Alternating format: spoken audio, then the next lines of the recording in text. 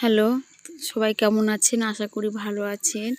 তো আজকে সারাদিনের রুটিন নিয়ে চলে এলাম বাপ্পা ব্লগসের একটা ছোট্ট মিনি ব্লগ নিয়ে। তো সকালে উঠে দেখলাম আমার বৌদি প্রচুর ছাগল চাষ করে, তো ছাগলগুলোকে বের করেছে আর আমি একটু ভিডিও করলাম। আর সকালে উঠে মুরগিকে ঔষধ খাওয়াতে হয়, তো আমার ছেলে একটি একটি করে মুরগি ধরে আমাকে দিচ্ছে আর আমি ঔষধ খাইয়ে জালের মধ্যে রেখে দিচ্ছি, না হলে ওরা চলে যাবে। তো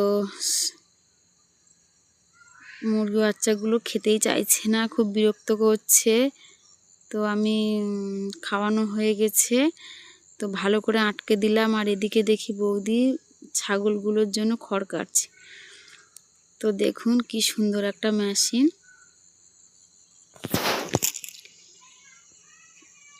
তারপর আমি বৌদিকে বললাম তুমি গোছাও, আমি খড়টা কাটছি বলতে আমি আবার লেগে গেলাম খড় কাটতে। আর এদিকে মুরগি বাচ্চা বেরিয়ে গেছে, ধরতেই পারছি না। এদিকে গেলে ওদিকে পালাচ্ছে, এদিকে গেলে ওদিকে পালাচ্ছে, শেষমেশ ধরেই ফেললাম। তো নিচ থেকে ঢোকালে বেরিয়ে যাচ্ছে বলে ওপর থেকে ঢোকালাম। এরপর চলে গেলাম মাঠে গরু ছাগলকে খাবার দিতে। তো দেখুন আস্তে আস্তে করে যাচ্ছে। গিয়ে দেখলাম যে বাবারা মাঠে ধান ঝাড়ছে ধাপড় দিয়ে, আগেকার চলিতটা এখনও রেখেছে। আর মাঠে দেখুন সবই ধানের গাদা। এদিকে বৌদি ছাগল খাওয়াচ্ছে আর ওদিকে বিকেলবেলা চলে গেলাম মন্দিরের সামনে। দেখুন কি সুন্দর একটা বট গাছ, দোলনা চড়ছে বাচ্চারা, দেখতেও খুব ভালো লাগছে। আর বট গাছটা দেখুন কি সুন্দর ছোট্ট ছোট্ট ফল হয়েছে। তো ওখান থেকে বেরিয়ে এলাম ধান। তো দেখুন কি সুন্দরভাবে ধান হয়েছে, আমার খুবই ভালো লাগে। তো ভাবলাম যে আপনাদেরকে একটু শেয়ার করি, কারণ অনেক দূরে বাড়ি এনারা মাঠেই ধান ঝাড়িয়ে নেয়, গাদা দিয়ে রাখে। রাতে একটু মাকে বললাম পিঠে খাবো, তো মা বলছে ঠিক আছে। তো দেখুন কি সুন্দর পিঠে, গুড় পিঠে যাকে বলি, তো সেই পিঠেটা মা মাখছে। আর আমি উনুন জাল দিচ্ছি আর ভাজছি, আর মা ছোট্ট ছোট্ট করে ছাড়ছে। দেখুন কি সুন্দর।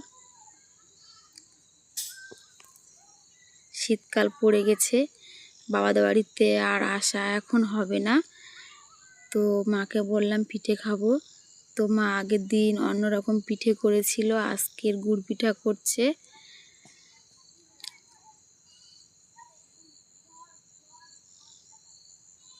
খুব সুন্দর। আর আমার মা পিঠে বানাতে পারে খুব সুন্দর, কিন্তু আমি ভালো পারি না। ওই জন্য আমি জাল দিচ্ছি আর তুলছি, আর মা সমানে পিঠেগুলোকে ছাড়ছে। আর আমার বাচ্চারা সব বসে আছে। দেখুন শীতের সময় আগুনের ধারে বসতে ভালো লাগে, তো ওরা দেখুন কি সুন্দরভাবে বসে আছে, গরম।